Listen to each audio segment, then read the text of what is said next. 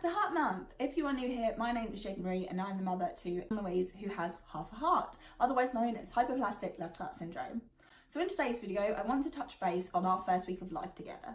I just want to go over a couple of things that I felt and a couple of things that we went through. Louise was first born by C-section. When Dawn Louise was a baby, she was in the neonatal intensive care unit in a hospital outside of our city. Thankfully, 36 hours after she was born, not just myself, but myself, my mum, my brother and my granddad, her great-granddad, all got to come home most of the time in a glass crib. We spent the first week of her life on a ward with many beeping machines, many nurses rushing around, kids in very critical conditions.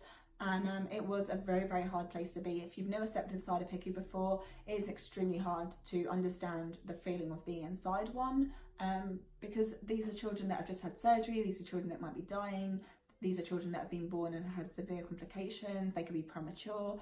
I remember once when we were in there, there was a 16-year-old boy who had just had open heart surgery, and because they couldn't close the curtains, everybody in the entire ward could see him with all his chest tubes and everything. And it is a very, very hard place to be, and it is hard for both the family that sat there with their child who is going to be asleep for a very long time, to also being you know, there is another family watching on and seeing the pain that you once felt or are going to one day feel.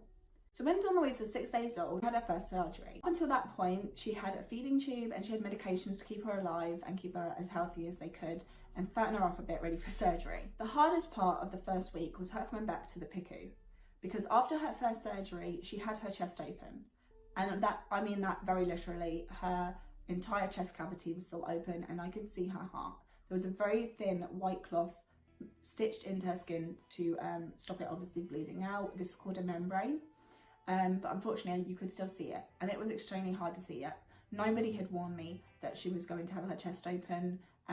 So when I was excited to finally be reunited with her after 10 hours apart with just my 6-day-old baby, I walked back onto PICU and they said, this is her.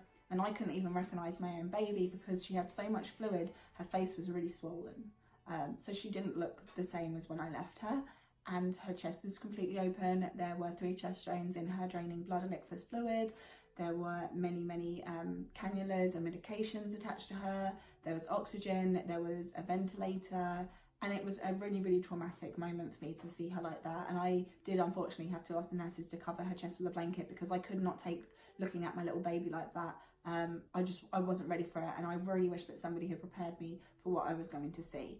Sadly, the only photo I have of her post-Norwood is very, very blurry, as I was, like I said, too scared to look at it. My mum ended up taking a photo of her, and that is the photo I have.